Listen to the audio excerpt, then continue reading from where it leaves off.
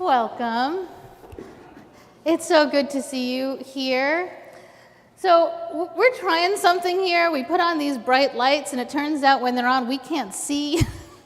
So we're sitting over here for today and hoping that those of you who are online can see better. That's the plan here, or the hope at least.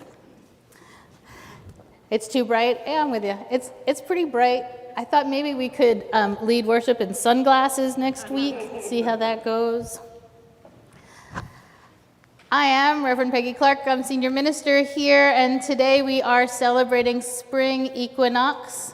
With me, I have Reverend Jude, our Minister for Community Engagement, Janice Marie Johnson, our certified lay minister, and we have both Darnell and Jerry, and our gorgeous choir, plus a new person who I don't know at all, but I'm so excited you're here. I was sitting there like, who is that? So thank you. We will begin with our call to worship, which will be led by Janice and Reverend Jude.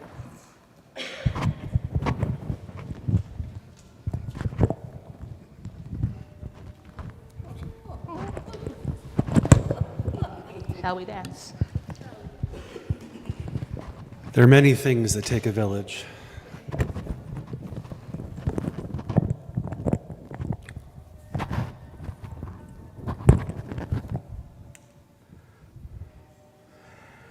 At this time of balance, at this time of awakening, we celebrate Ostara, the Spring Equinox.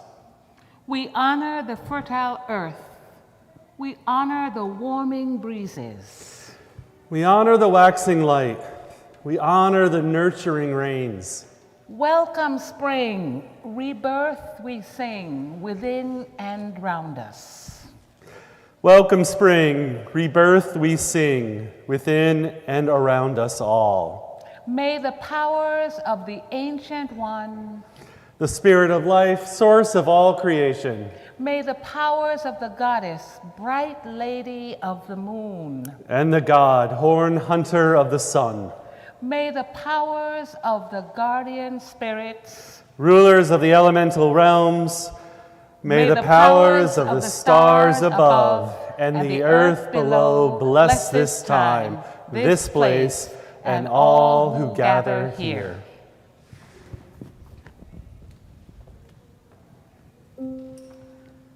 Let's rise in body or spirit to light our chalice. The spoken words are in the program. Please join me. We light this chalice. We wait a moment and start again.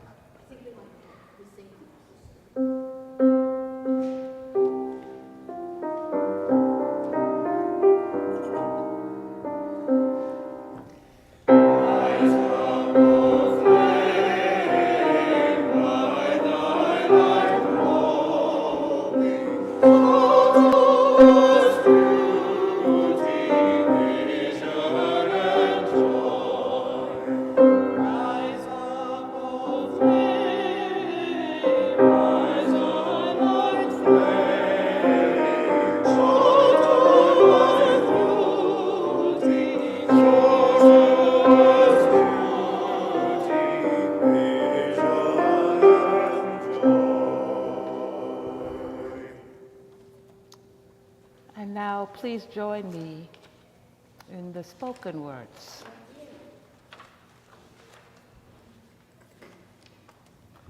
We light this chalice, the flame of our heritage. May it ignite hope in our lives, in the community, and in the world.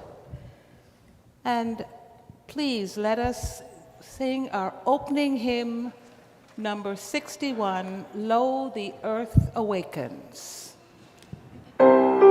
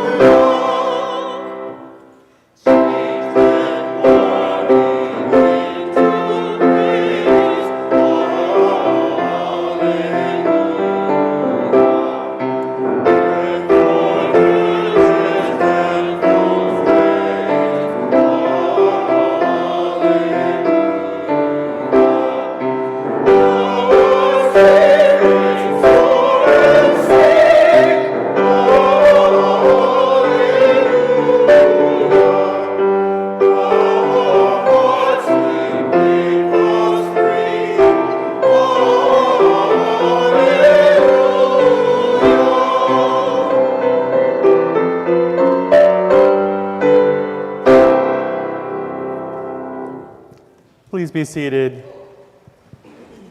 I invite you to join in our affirmation in unison that is printed in your order of service.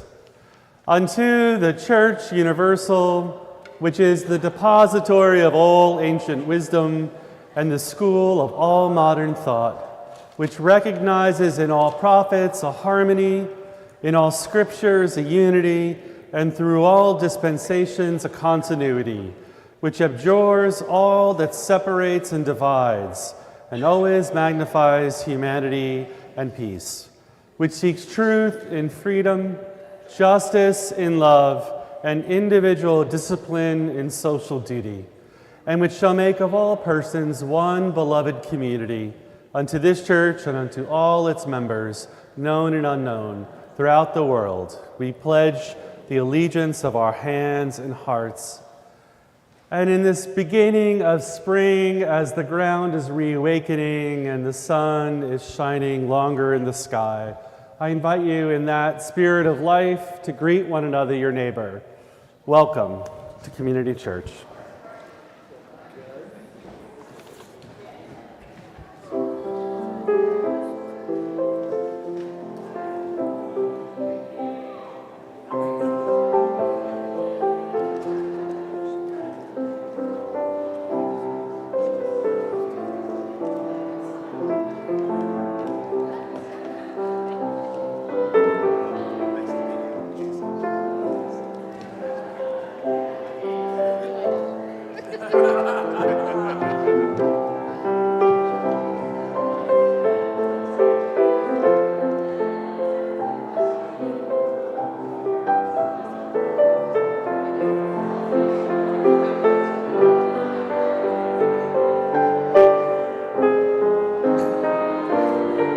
Okay, friends, let's find our way back to our seats.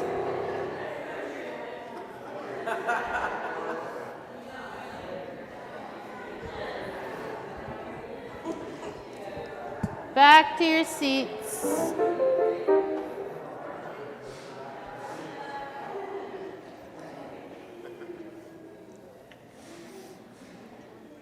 I like how friendly you are.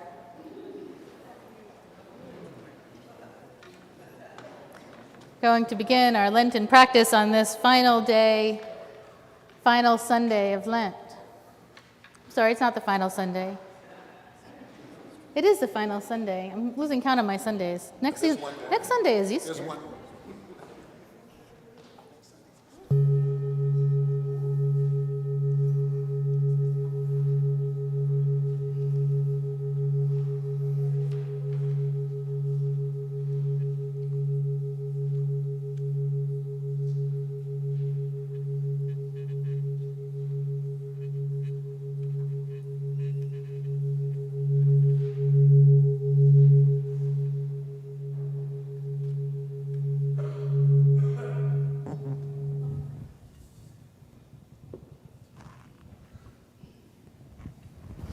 Every Sunday in Lent, we have taken some time out for a Lenten reflection, and today the reflection is for losing sight of our unity.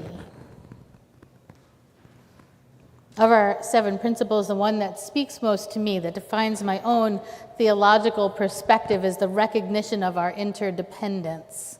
And this week, that language, the language that they're using, is unity. I'm not sure being unified is necessary, but not living with the core understanding of our interdependence can be destructive. So let's breathe into that. Let's take a deep breath. We breathe knowing that we share air. We depend on air, oxygen created for us by countless green plants, who in turn rely on us for protection.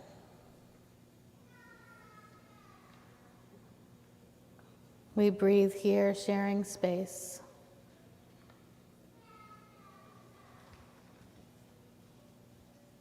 Sharing an experience, sharing music.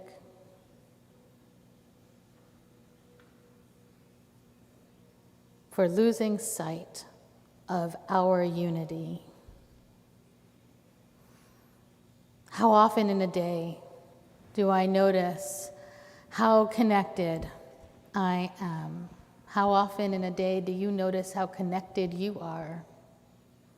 Can we see our deep relationships, each to the other, in any moment?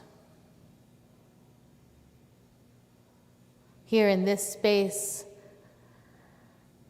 can we find peace together? We are deeply connected as we search for meaning together, as we experience joy with one another. We are dependent each on the other.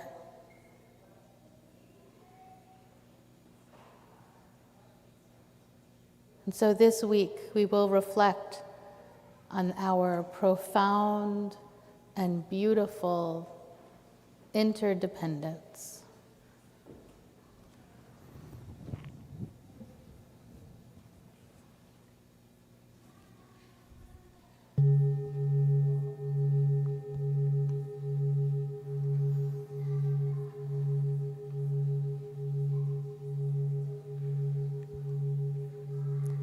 Together we're going to sing hymn number 1037.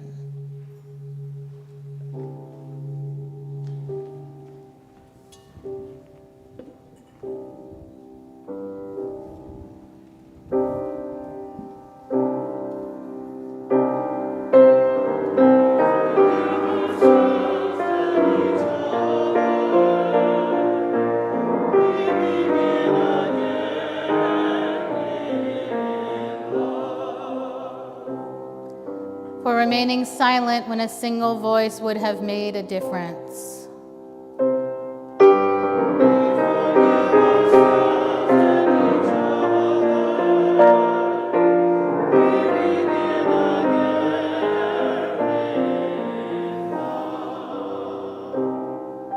For each time that our fears have made us rigid and inaccessible.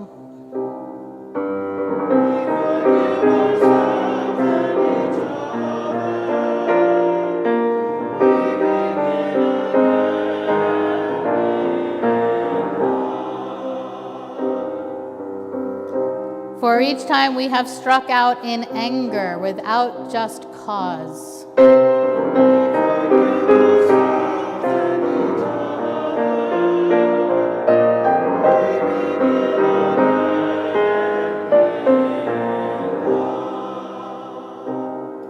For each time that our greed has blinded us to the needs of others.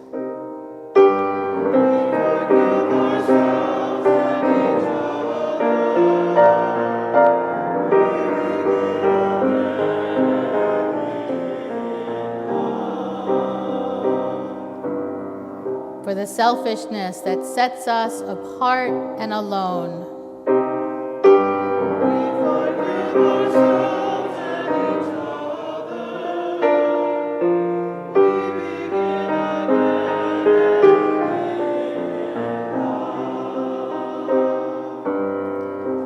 For falling short of the admonitions of the Spirit.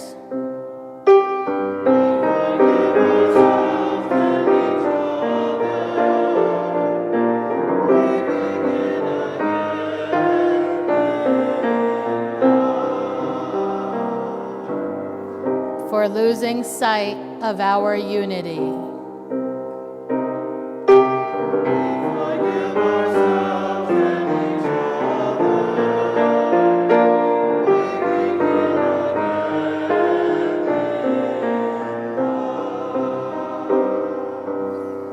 For those and for so many acts, both evident and subtle, which have fueled the illusion of separateness.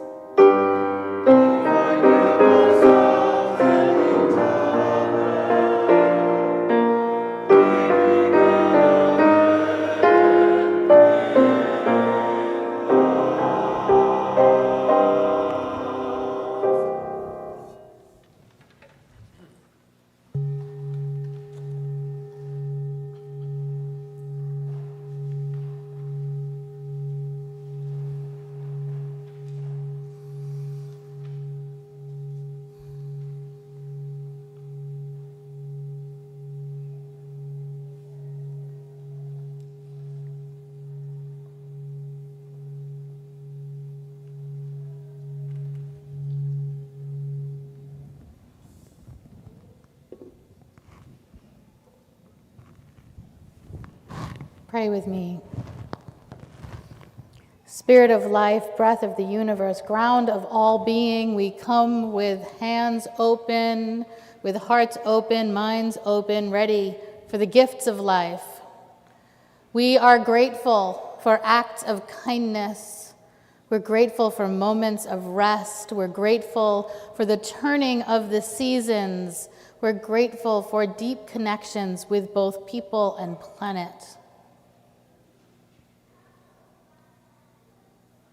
Today, during Ramadan, today on this second day of Purim, we're holding the people of Gaza in their pain.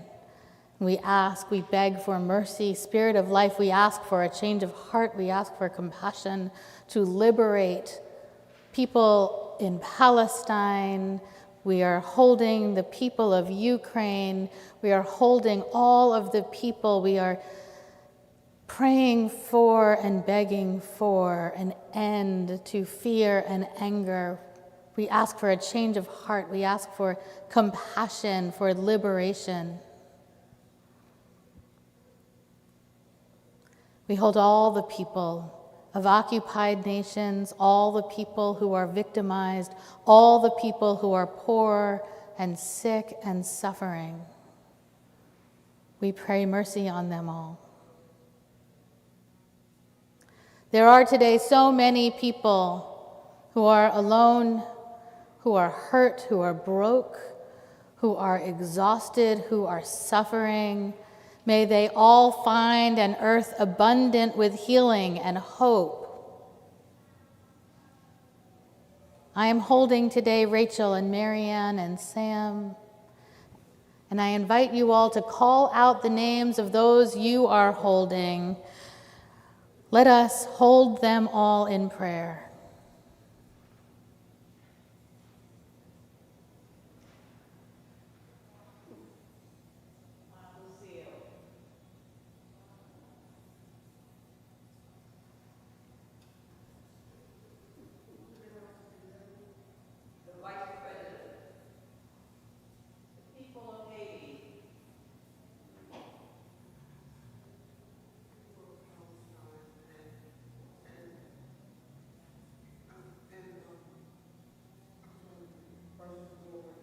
Ukraine. And the people in Russia who are suffering after a massacre this weekend. We hold all of the people who are suffering today. There is joy, there is pain. It is happening right now, right here and everywhere. Spirit of life, creator, lover of all beings, breathe in and through us. And together, let's say amen.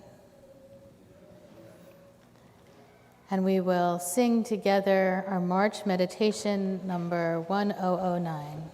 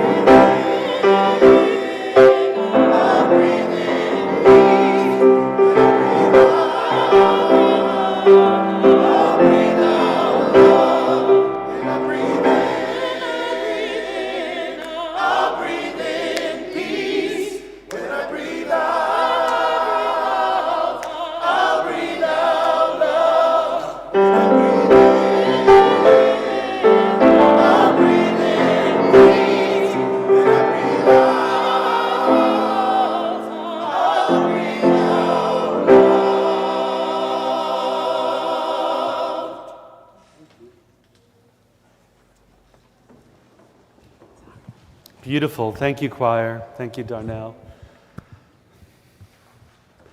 I have a dog named Lola. Have any of you seen her on social media? A few of you have seen her in person.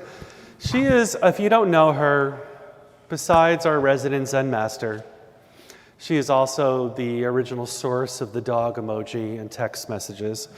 That's not true. But she looks like the dog emoji from our text messages. One half of the face is brown, one half of the face is white, and she's adorable. I was, on Thursday, I was looking at a video memory, that was somewhere around 9 minutes long. We won't go that long, of her when we still had a house. We used to live out in Long Island, my spouse and I, and we had a big backyard for a small house. And the video is her running circles like mad around our trees in the backyard and having a blast. And it was reminding me of, well, it's spring. Happy spring. Don't have to be happy, but it is spring, and you can take some joy in that. And it was she was reminding me of the cycles of the seasons. There's a story I think I've told a few years back here, I'll tell it again because it's helpful right now. It's a story about 3 of our trees. One of them was a Japanese maple tree, maybe about this high, almost like a bush, dwarf Japanese maple. And one was a dwarf elephant magnolia tree. Now, if you're familiar with magnolia trees of a certain variety, they've got these pink flowers all over the place, a little bit of purple. This is a big one with these elephant ear, dark green kind of leaves, and it had these massive magnolias that were white that would open up wide. Gorgeous tree, strong, vital. And there was another tree that was a dogwood tree that looked kind of spindly, ragged, twig-like. Think about these trees and figure out where you are in the arboretum today of life. And it was interesting. The Japanese maple was up in the front of our house, and we decided to move it in the backyard. It was kind of butting up against the house. For those in the real estate world, the previous owners probably put it there to make it look perfect to sell to us, right? But it was going to be bigger. And we moved in the backyard, and the back half of the Japanese maple was all branches, no leaves. It had spent its life growed up in a corner that wasn't really meant for it, but looked good for the people that wanted it there. And well, the back half of it looks horrible. Let's put it out in sunlight and see what happens. Lovely. Looks sad. The magnolia tree that winter, though, came into that winter that year with Lola running circles around her, bolstered and strong and vibrant, and the leaves were pummeled by the winter. They were brown, they were looking lifeless. A tree that leaves don't generally fall off much, they were falling off. We were worried for it. It remained strong in the times of hardship without figuring out how to make any space for itself to rest and renew. And the third tree, the dogwood tree, previous owners, I think, wanted the tree to just grow as big as it possibly could and never trimmed it. And when we came in and trimmed, it had been growing up tall and lanky. And like if I were stepping on my tiptoes, and never had any foundation around me for the life. And we trimmed it back. Winter happened. All the leaves fell. If you ever thought a Charlie Brown Christmas tree could exist in life, it was our dogwood tree. Sad. We thought we were going to lose it all. Well, time went on, the seasons went on. Winter, we survived winter. The trees survived winter. And as spring was coming back, things were changing. That Japanese maple had some lessons in life. It had a year of sun and watering and being given the space it needed. But it needed help. It needed a bunch of people to help pick it up, replant it, make sure the soil's right, the nutrients were right, and it was in the right spot. If you've ever been in a spot in your life where you just needed some help from people around them. And things could be different. You could actually find yourself in a better spot with fullness in life again. That's a story I took from that Japanese maple. Sometimes we have to rely on other people. And that dwarf magnolia reminded me of all of us, myself, when I am stalwart in times of onslaught, always thinking I have to be the one to just keep going. And sometimes things are rough, things are too hard. Sometimes you have to say to yourself, to all things there's a season. Maybe this is a season of rest. That tree came back around again. We gave it all the love it needed, super healthy in the long run. But it took about 4 times as long as the other trees to recover, because in the season of rest, it said, I'm going to be as strong as I am in the season of life and summer. And that wasn't its best. And the dogwood tree, Charlie Brown's tree, got trimmed, it got cut back, it got the care for what it needed, and it was the only tree that coming summer that was healthy and full enough for my dog in the summer heat to rest under its shade and enjoy the grass. And remember that.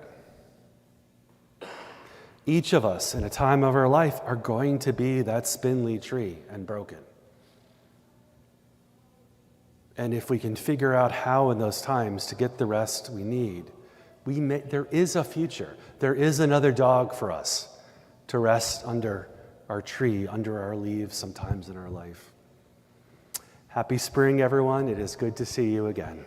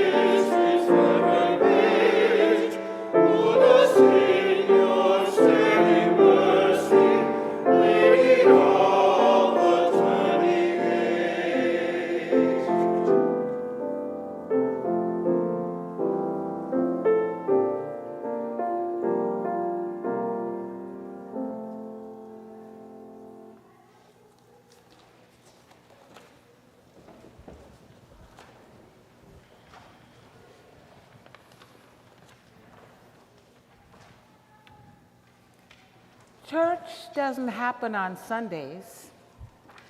Church is who we are in the world and how we connect all through the week. We don't announce everything that's happening, so reading our weekly email or checking the website is the best way to stay in touch. Here are a few things for you to note this week.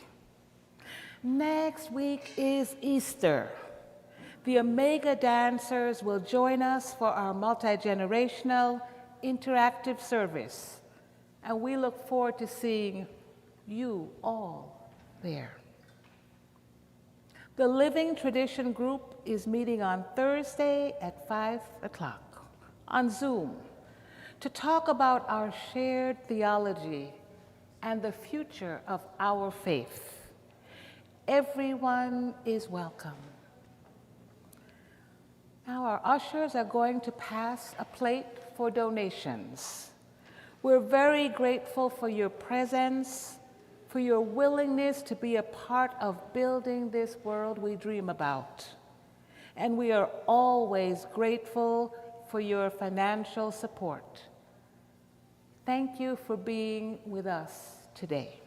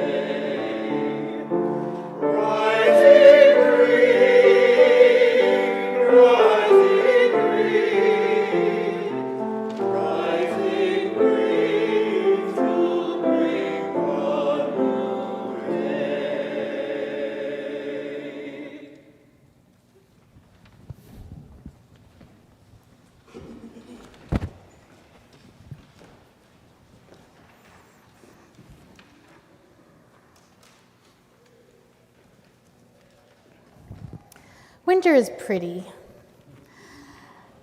Snow snow quiets everything, the world slows down, it gets soft and dreamy. Spring is also beautiful, filled with color and the flight and sound of birds. We find excuses to get outside, to bathe in sun and pastels. March straddles both seasons, but lacks the charm of either. Even as the spring equinox opens a doorway to a new season, the reality of March doesn't offer any hope as much as it provides a drab lobby or windowless hotel conference room in which we wait. I think of March as mud season. I often joke that in my neck of the woods, I live about an hour north of here, we have 6 seasons. We have spring, summer, fall, Christmas, winter, and mud. Before the riot of spring colors awaken around us, there's mud, sometimes so thick you could lose a boot. Snow melts, rain descends, everything is drab, brown, not even one of those deep, rich browns you can wear like a soft shawl. It's a gray brown with everything blending into everything else, muting a normally vibrant planet. Nature is my sacred text. So I can't ignore mud season any more than I could ignore the book of Leviticus if that's where I thought truth could be found. Parker Palmer reminds us there's a miracle inside that muddy mess. Those fields are a seed for rebirth. Life teems in the mud. If I get close, I can see air bubbles pushing up to the surface. Even closer, I can see it move. So I've been trying to embrace the mud with as much enthusiasm as I do the autumn leaves, which are also seeding the forest. Both the spring and the fall, and if we're honest, all the other seasons, whether there be 4 or 6 of them, are times of transition. All of life is a time of transition. We are ever constructing and deconstructing, creating and devolving, growing and shrinking and altering things over time. There are moments in life when we wish it would all stand still, but no matter how we try, that's not a skill anyone has ever mastered. We can never step in the same river twice. Regardless of our love or hate of this fact, it remains true. Change is the only constant. It's baked into the natural cycles of this planet, is evidenced in our individual aging, and has been part of the experience of all humans through history from the very beginning. That things change is the one reliable fact we have. We can feel assured that whatever is not what will be. Frightening, sad, thrilling, possibly liberating, the current situation is neither the past nor the future situation. Whether I embrace the mud or despise it, it will dry up in a few weeks and we'll move on to something like daffodils and tulips. While the inevitability of change is unavoidable, I've been witness to people doing all they can to stop it anyway, and honestly, I understand that impulse. I often wax nostalgic about the not-so-digital age. Smartphones and laptops and 24-hour streaming and online shopping and social media have their advantages, but I'm not really actually sure we're better with them. Sometimes I long for a simpler time when you could leave the house and no one could find you for hours. When I didn't know everything that was happening all over the world precisely when it happened. When response times were expected to be longer, and not everything we did or said would live in some digital database available for recall forever. Change isn't always good, nor is it always bad. It's simply what's real. There's no moral judgment necessary. I know why people resist change. Familiarity is comforting, especially when it feels Like life is so much of a whirlwind, or we might be standing on the edge of a steep cliff. Why can't the world just stop for a little bit? Let us catch our breath, find our bearings. And to be honest, it did that, right, 4 years ago, and it didn't really go that well. Of course, in the stillness, even then, change didn't stop. Time kept moving. Seasons kept shifting from one to the next and on again. Change is inevitable, even if all we do is sit still. The world is my sacred text. I finished this sermon yesterday morning, watching the rain descend on dead grass surrounded by decaying leaves with leafless brown trees hovering over a cold ground. My husband and son went out for a walk. They put on their coats and their boots and decided to stomp through much of the muck of March on some trail where they were likely not to see anyone else interested in being outside on such an inhospitable day. There's something honest about not being afraid of the mud. Last year's flowers have decayed and fallen into the dirt that froze and is now the mud from which this year's flowers will grow. Last year's raspberries, whose seeds have been spread by birds, are waking up after the winter freeze, just now getting ready to snuggle into their new wet soil where they'll take root. The frogs are also waking up, crawling out of their muddy beds, singing loudly and searching for hatching fish and baby flies born too in the mud. When ancient humans watched this turning of the season, this life that comes out of the muck, they wrote epic stories about human life, also fashioned from soil, water, and sun. The Jewish stories of Golem made from mud, the Muslim stories of life from clay, the Hindu story of Ganesha born from the wet dirt on Parvati's body, the Greek god Prometheus shaped humans out of mud, and Athena breathed life into them. And the Chinese story, Nuwa shaped the first humans out of clay, then grew tired, dipped a rope into the mud, and swung it around to form all the other people. Yahweh formed Adam from dust of the ground, breathing life into the first man. Kurt Vonnegut, one of my favorite authors, in his book Cat's Cradle, wrote, "God made mud. God got lonesome, so God said to some of the mud, 'Sit up, see all that I've made, the hills, the sea, sky, stars.'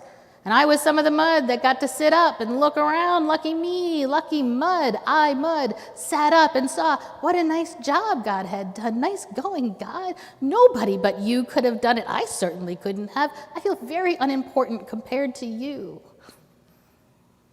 Life is in the mud, the muck, the mess. One thing dies, decays, breaks down to its nutrient parts, which transform into the next life. Over and over again, in every stage of life we see this. And it's messy. And it's the core of our own lives, the reality of who we are. We too are made of mud. Parker Palmer, reflecting on mud, writes, "I love the fact that humus, the decaying organic matter that feeds the root of plants, comes from the same word root that gives rise to humility. It's a blessed etymology in which I find forgiveness and grace." He writes, "It reminds me that the humiliating events of life, the events that leave mud on my face or that make my name mud, can create the fertile soil that nourishes new growth." So here we stand on this side of spring equinox, the time when Earth tilts over, moving the sun from the southern to the northern hemisphere. On Tuesday, just a few days ago, there was as much light as dark, and now we're inching toward the longest day, leaving the dark of winter behind. Both the fall and the spring equinox are times of balance. We move from one to the other, shifting toward what's next. The mud is part of the transition, the melting, the waking, the mass of change. Election years feel muddy too. We hope the mud is fertile, but it's too early to tell. We can see it breathing and moving, but it'll be a while before we see green sprouts rising from it, if they ever do. Church transition feels muddy. I'm certainly feeling this one. It is, I think, so thick we could lose both boots. Two people I respect a lot told me this week they're concerned about how we're going to get through this transition. What will still be here when we finally have a building? Will it be too late to realize our dreams?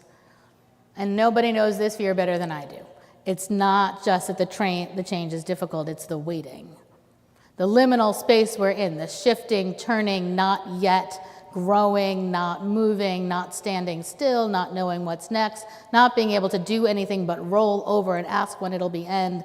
This liminal space is wearying, exhausting, draining. It's mud season. It's stomp around in the dirt, track the muck into the house, feel the grayness of it all close in on us season.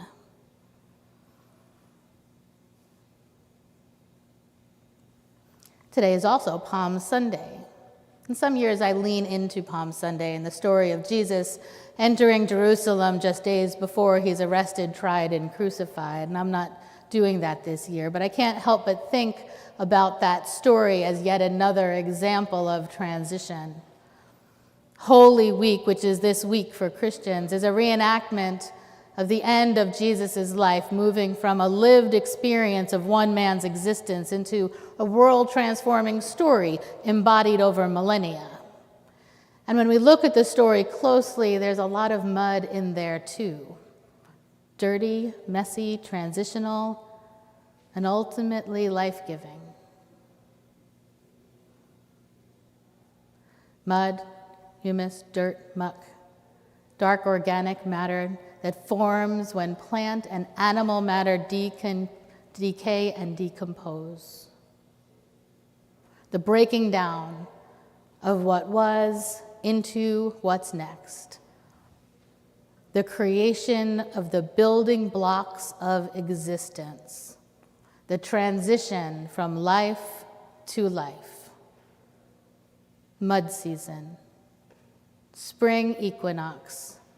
The change from winter to spring, from asleep to awake, from frozen to soft and yielding, even vibrating with life. This is where we are, who we are right now. We are, each of us, transitioning either in big, bold, discernible, apparent ways, or in small, quiet, just moving through life kind of ways. Change is always happening. It's happening now as I speak, as our cells age, as the world moves around us, as life happens on Madison Avenue and 35th Street, as it happens in our neighborhoods and in neighborhoods everywhere. It's beautiful, terrifying, maybe grief-inducing or joy-inspiring. Embrace it or shy away from it. The spring equinox has opened a door so we can move into what is, to what will be. For 1 week, as life awakens and gets ready to fill the world with color, as we move from March into April, and we start to hear the sound and see the movement, it is still, for now, joyfully, fascinatingly, thrillingly, mud season. And so let's sing. The chant for the season is Spring, number 73 in your hymnal.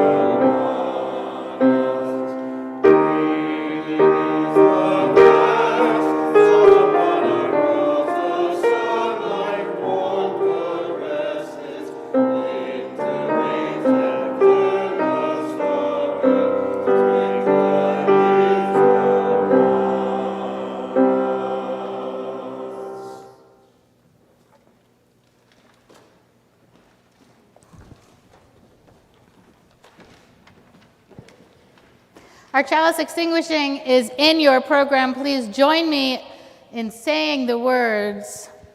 Knowing how quickly the flame of truth may be extinguished, how easily the chalice of fellowship broken, let us be vigilant in faith, keep peace in our hearts, and make care for one another the watchword of our lives together.